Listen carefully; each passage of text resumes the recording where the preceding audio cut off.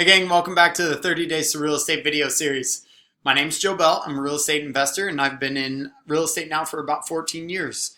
At any given time, we have about 1.5 to 2 million tied up in investments through all of our different projects. We also are business owners. We've got 6 different businesses. And here today, we are jumping into analyzing deals and more specifically talking about the budget and profit model. So at any moment you can download this map that I'm going through. You can buy it for $9 and then it's all yours. You get everything that comes with it, the spreadsheets, insights, tips, tricks, strategies, all that fun stuff that we're going through and working on here. So let's go ahead and dive in. I listed budget first because without budget, there is no profit, right? So the budget model that we use it's really straightforward, quite frankly. It's a spreadsheet that has worked for us. We set it up in a real straightforward and easy manner. So here we have 123 Main Street, and here's the potential for all of these repairs and everything that goes into fixing up a property. So we're specifically talking about a fix and flip on this one. But just to give you an idea of what this looks like, and we want to get very specific because if you don't, then you have the ability to overshoot a project on the expenses, typically not the profits, unless you're lucky. But it's just something really good to go through. So as you can see here, on this top line, you've got a bathroom vanity. We're going to have 3 of those. Materials are $750 each. So total cost $2,250. This is part of the budgeting side of things. Well, it looks like we're able to lock up 3 vanities for $382. So we must have found a sell somewhere. Actually only spent $1,146 compared to the $2,250 that we expected. So you look at the $200 to get these vanities installed, and your subtotal there is $600. So $1,146 plus 600, $1,746, and we expected a cost closer to around $2,250. So that's really amazing. Doing good. We're ahead of the curve right now when it comes to budgeting. We are profit. If all we had to do was base our profits on this one piece, I mean, what is that? We're like $500 in the green right now. So nice work until we go down to the next line. And that's we didn't, I think I erased this. Sorry. There was a installing bathroom amenities. Well, this is already installed up here, or, quite frankly, we didn't get charged for any of this specifically, yet we ended up having to actually do it ourselves. So there's an $861 cost that we weren't budgeting for. So we just went from $500 in the green to now $361 in the red. What in the heck's going on? That's the fun of the budget model, right? And then you just go through here and you put in your numbers and expectations. You get an idea of what you're looking for, and bam, material cost 21 grand. You've got these your subtotals of all of your expected labor, right? Plus your actual real costs of labor or of materials. And what do you have? You've got $70,000 in expenses for repairing this home. This is just a nice overview of what you're going to have to do and how to break it all down. Like I said, this spreadsheet here will actually come with the map. So when you download it, this will come as one of the benefits, and it's just an easy plug and play. Like I said, it's not too fancy, not too scary either, very approachable.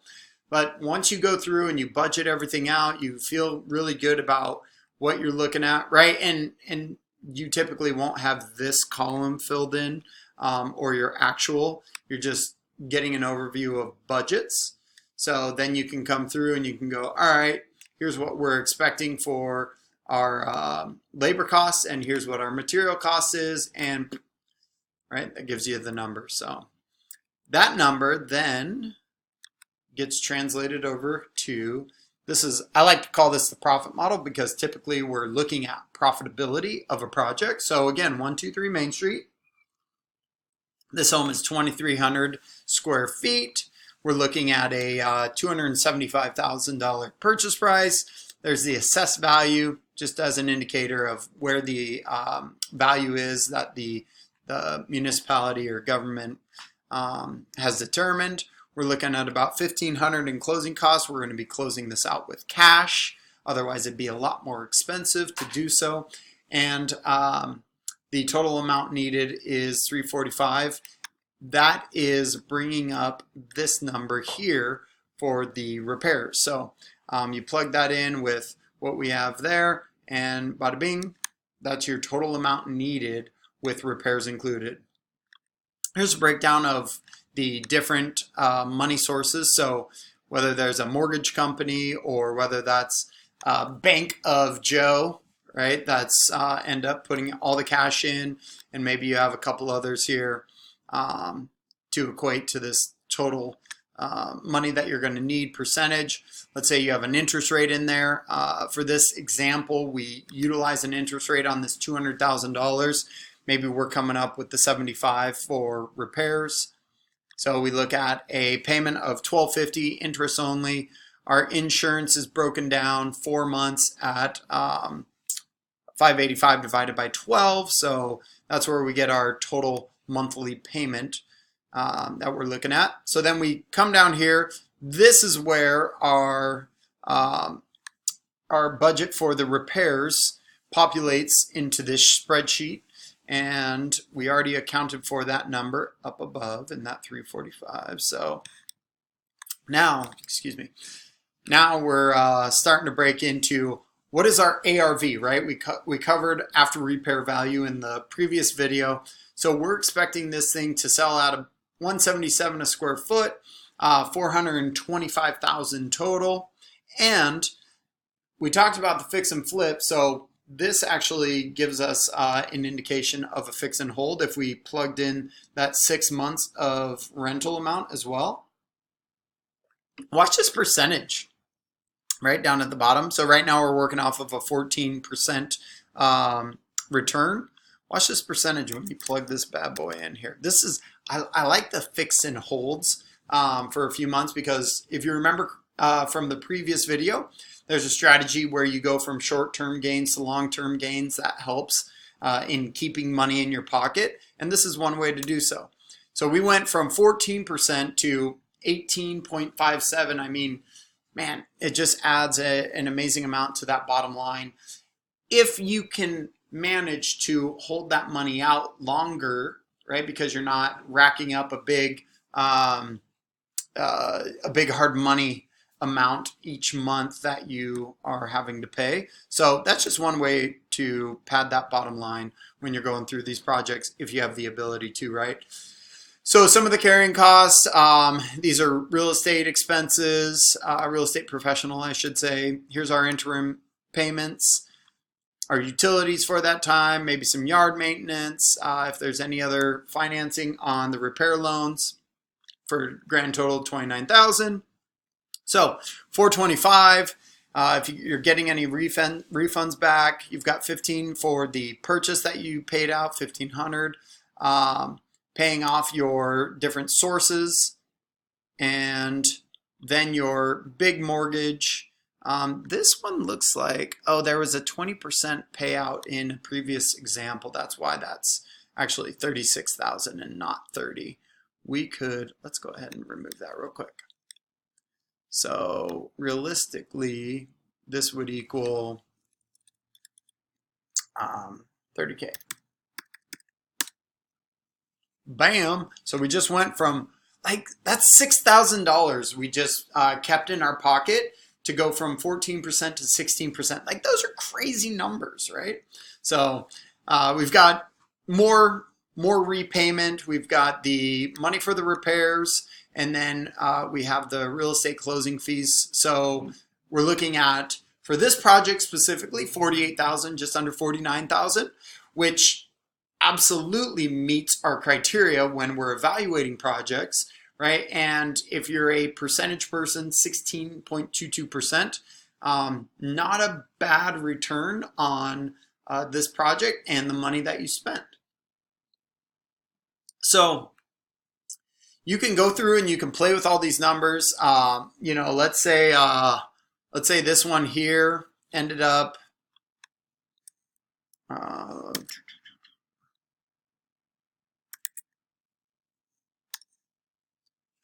no, that's not what I want to do. I should update my Excel skills, huh? So I just added a 10% buffer to this number. That's what I did there.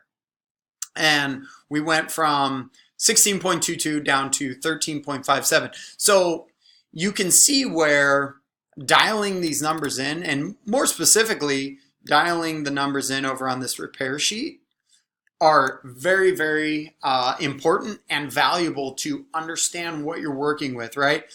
You go through enough properties and you evaluate enough properties, you start being able to walk through a property and go, oh, boom, vanity, that's going to be $200 plus labor to do so. You know, we're looking at a $350 bill, right? And you just start kind of being able to go through these numbers. You start off on a big picture. So you can walk into a kitchen and you go, okay, we need some cabinets, we need some countertops, we're going to need appliances. We know that's $3,500 to $4,000 for the appliances. Cabinets were probably $3,500 to $4,000 as well. Countertops, if you get something nice, probably around $5,000, and the flooring to do so, right? And you're able to get these big chunks of money together, right? So you can walk away going, all right, that's probably $13,000, $14,000 for that kitchen. I've got master bedroom plus the bathroom. That's this much. And you can walk out of a property after 35, 45 minutes and go, all right, boom, boom, boom. We're looking at about 55, 65,000 on this one. Now let's go figure out the ARV. Does it meet the criteria that we're looking for? Does it return that $30,000 to $40,000 range? If so, bing, right? You get the green light. Let's move forward on starting to put this thing together. We know we're going to, purchase around $235,000 in order to meet our ARV with the $65,000 in closing. You see where I'm going with this, right? I can get into some crazy real quick, but that's what we're working towards. We're working towards how to get you from where you are to where you want to be in regards to acquiring a property within the next 30 days. And a lot of that is going to revolve around the conversations you're having, your mindset, your confidence, right? And then what resources you have access to.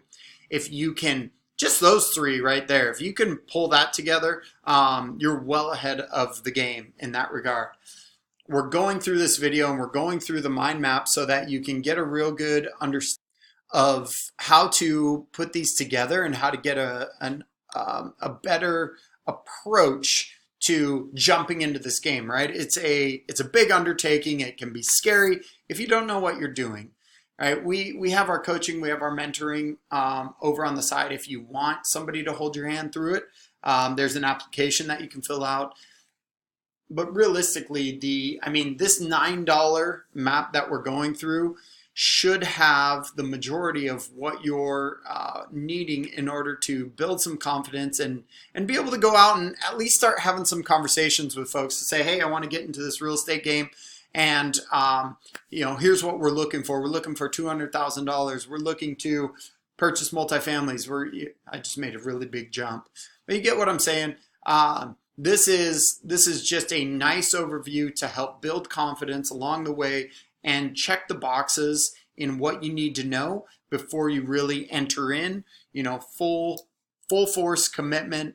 30 days in, boom, let's go find a property. So thank you for spending some time with us on this video, and we'll jump over to the next one here, which is going to get into touring properties and what to look for when you're going through those properties, some of the things that can be scary and things to watch out for as you're doing so.